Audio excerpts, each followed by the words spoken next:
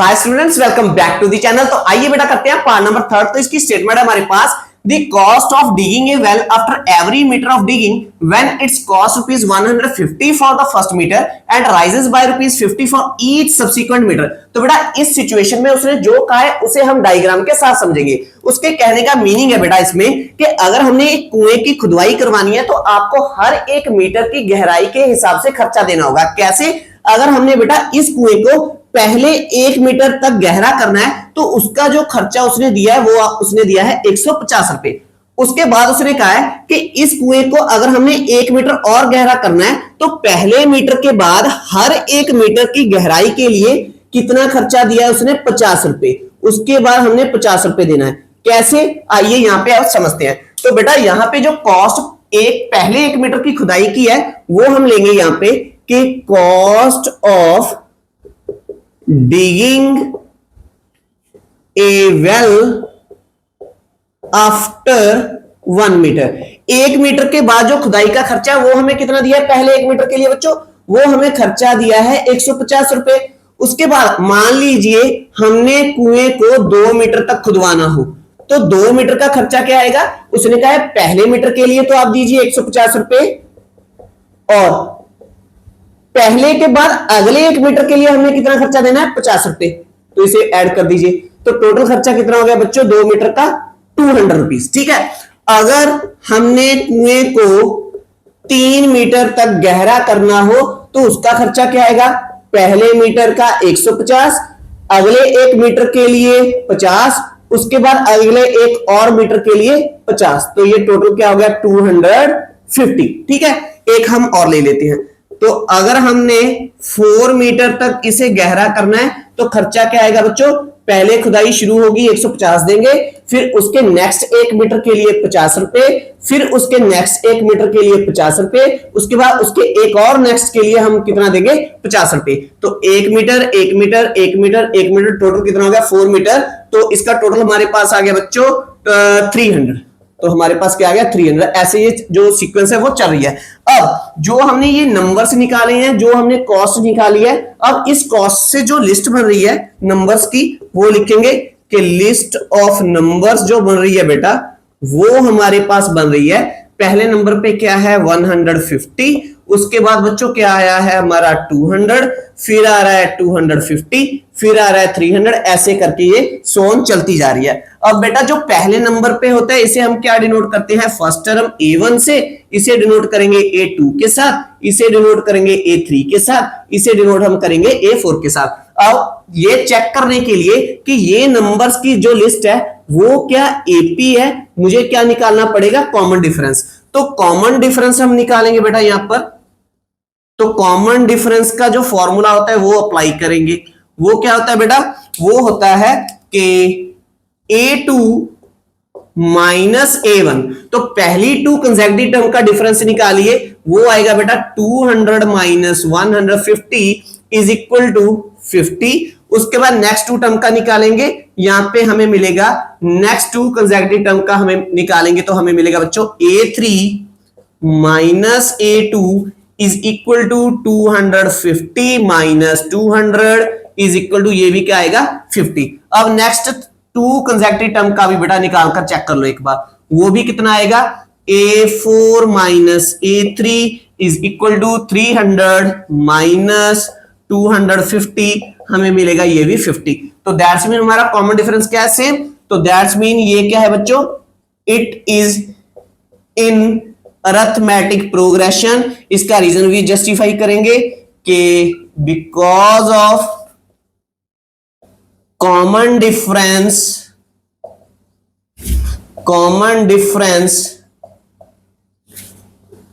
Remains same. हमारा common difference क्या रह रहा है? सेम रह रहा है। तो आई होप आपको बड़ा थर्ड पार्ट समझ में आया होगा।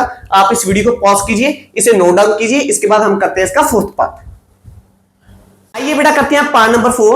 तो पार्ट नंबर 4 में भी जो सिचुएशन दिया हमने ये चेक करना है क्या ये अरिथमेटिक प्रोग्रेशन को फॉर्म कर रही है। तो ये सिचुएशन क्या है बच्चों? ये है the amount of money in the account every year when ₹10,000 is deposited at a compound interest at 8% per annum. तो बेटा उसने हमें क्वेश्चन में कहा है कि अगर हम 10,000 रुपए 8% रेट ऑफ इंटरेस्ट पर बैंक में डिपॉजिट करवाएं और वहां पे जो इंटरेस्ट कैलकुलेट होगा वो होगा कंपाउंडेड, तो हमारे खाते में हर एक साल के बाद जो अमाउंट आएगी क्या वो अमाउंट अरिथमेटिक प्रोग्रेशन की फॉर्म में आएगी। तो इसे चेक करने के लिए बच्चों हमें क्या करना पड़ेगा, अमाउंट को निकालना पड़ेगा। कौन सी अमाउंट, आफ्टर 1 ईयर की, आफ्टर 2 इयर्स की, आफ्टर 3 इयर्स की। तो आइए स्टूडेंट्स निकालते हैं अमाउंट। तो अमाउंट को निकालने के लिए पहले हमें यह देखना पड़ेगा कि हमारे खाते में कितने रुपए हैं। तो हमारे खाते में कितने पैसे हैं बच्चों, जो प्रिंसिपल है जो हमने डिपॉजिट करवाए हैं वो है 10,000। अब रेट ऑफ इंटरेस्ट वो क्या है, वो हमें दिया है 8%, और जो इंटरेस्ट कैलकुलेट होगा, सिंस इंटरेस्ट इज कैलकुलेटेड, ये किया जाएगा compounded yearly, compounded yearly. Clear है बेटा। अब जब कंपाउंडेड ईयरली किया जाता है तो अमाउंट का हमें फॉर्मूला मालूम है। अमाउंट का फॉर्मूला क्या है, P bracket 1 plus R by 100 raise की पावर n, और n हमारा क्या होता है बच्चों, टाइम। ठीक है। अब यहां पे हम अमाउंट निकालेंगे उस फॉर्मूला को यूज करके कि अमाउंट आफ्टर 1 ईयर, एक साल के बाद कितने रुपए होंगे हमारे खाते में। अगर 10,000 पहले हमारे खाते में है तो वो फॉर्मूला अप्लाई करेंगे। तो P है हमारे पास 10,000 into 1 plus rate of interest है 8 अपॉन 100, और टाइम कितना है बेटा, 1 ईयर का। तो इसे सिंप्लीफाई करेंगे तो हमें मिलेगा 10,000 इंटू 1 प्लस 8 बाय 100 का एलसीएम लेंगे तो हमें मिलेगा बेटा 100 को 1 से मल्टीप्लाई करेंगे, यहाँ पे आएगा 100 प्लस 8 बाय 100 रेज की पावर 1 इज इक्वल 10,000 इंटू, यहां पे क्या आएगा बेटा ऐड करके 108 बाय 100, तो ये नीचे 2 जीरोस बेटा इन जीरो के साथ कैंसिल हो गई हैं, तो इन्हें गुना करके हमें क्या मिलेगा 10,800। तो अब हमारे खाते में बेटा राशि कितनी है 10,800। अब जो हम नेक्स्ट ईयर की अमाउंट निकालेंगे तब ये क्या बन जाएगी, ये जो अमाउंट बन जाएगी ये बन जाएगी प्रिंसिपल फॉर सेकेंड ईयर। क्यों, क्योंकि अब हमारे खाते में राशि कितनी पड़ी है 10,800, तो दैट्स मीन जो अगले साल इंटरेस्ट कैलकुलेट किया जाएगा वो इसके ऊपर किया जाएगा। तो अब बेटा अमाउंट जब हमने कैलकुलेट करनी है, अमाउंट आफ्टर 2 इयर्स, तब प्रिंसिपल अब हमारा कितना होगा 10,000 नहीं लेना है, जो अब हमारे खाते में है बच्चों वो कितने पैसे हैं, वो हमारे पास है 10,800।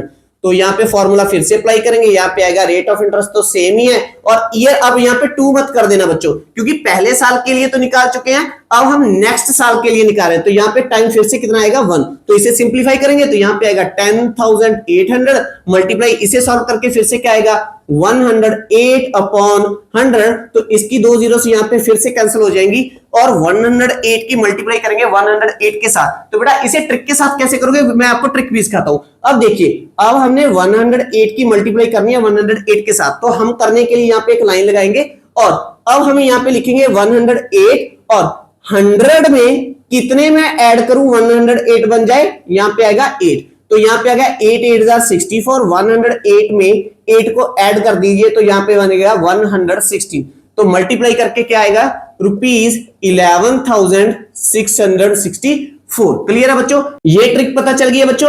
अगर ये ट्रिक नहीं पता चली तो मुझे कमेंट बॉक्स में मैसेज कीजिएगा, मैं वो एक शॉर्ट बनाकर डाल दूंगा। तो बेटा अब हमने अमाउंट निकाल लिया है, पहले ईयर के बाद भी दूसरे ईयर के बाद भी, और जो यहाँ पे अब मेरे पास लिस्ट बन रही है वो कैसी बन रही है कि लिस्ट ऑफ अमाउंट जो बन रही है हम यहीं से अब चेक कर लेंगे, इसे और आगे तक नहीं लेके जाएंगे बच्चों। तो पहले साल हमारे खाते में कितने रुपए थे 10,000 जो हमने डिपॉजिट कराए, उसके बाद कितने बन गए बेटा 10,800, उसके बाद कितने बन गए बेटा 11,664। तो ऐसे करके हमारी अमाउंट बनती जा रही है। तो अब ये चेक करने के लिए कि ये अरिथमेटिक प्रोग्रेशन को फॉर्म कर रही है तो उसके लिए फिर से हम क्या निकालेंगे, कॉमन डिफरेंस। ठीक है, डिफरेंस को निकालेंगे। तो ये हमारे पास है A1, ये हमारे पास है बच्चों A2, ये हमारे पास है A3। तो पहली 2 कंसेक्यूटिव टर्म्स लेंगे और इसका डिफरेंस निकालेंगे, तो हमारे पास आएगा second term minus first term, that is 10,800 minus 10,000। तो हमें मिलेगा बेटा कितने का डिफरेंस आ रहा है यहाँ पे, 800 रुपीज का। ठीक है, उसके बाद नेक्स्ट 2 कंसेक्यूटिव टर्म लेंगे, अब हम इसका डिफरेंस निकालेंगे। तो अब हम डिफरेंस निकालेंगे A3 माइनस A2, तो हमें मिलेगा 11,664 माइनस 10,800। तो अब बेटा हम इसे माइनस करके देख लेते हैं। 4 में से 0 जाएगा तो यहाँ पे आएगा 4, 6 में से 0 जाएगा तो यहाँ पे आएगा बेटा 6, और यहाँ पे है 6, तो हम एक कैरी करेंगे। 16 में से 8 जाएंगे तो यहाँ पे क्या आएगा बेटा 8, तो यहाँ पे आएगी 0, तो 10 में से 10 गया, तो हमारे पास कितना आ गया बच्चों माइनस करके 864। तो हमारा जो डिफरेंस है ये तो बच्चों सेम नहीं है, ये तो सेम नहीं है। तो हम यहाँ पे लिखेंगे कि हमारा जो डिफरेंस है A2 माइनस A1 वो हमारा इक्वल नहीं आया है किसके, A3 माइनस A2 के। Therefore it is not in an arithmetic progression. Clear है बेटा, ये था इसका पार्ट नंबर 4। आई होप आपको बहुत ही अच्छे ढंग के साथ समझ में आया होगा। फिर भी आपको कहीं पे कोई भी प्रॉब्लम होगी तो मुझे कमेंट बॉक्स में मैसेज कीजिएगा, मैं डेफिनेटली आपकी वो प्रॉब्लम को दूर करूंगा। तो अगर बेटा आपको मेरे टीचिंग का मेथड अच्छा लगता है तो प्लीज मेरी इस वीडियो को लाइक और शेयर कीजिए, मेरे इस चैनल को सब्सक्राइब कीजिए। मिलेंगे नेक्स्ट वीडियो में जिसमें हम करेंगे इसका नेक्स्ट क्वेश्चन, बहुत ही ईजी है। तब तक के लिए thanks for watching, take care, bye bye dear students.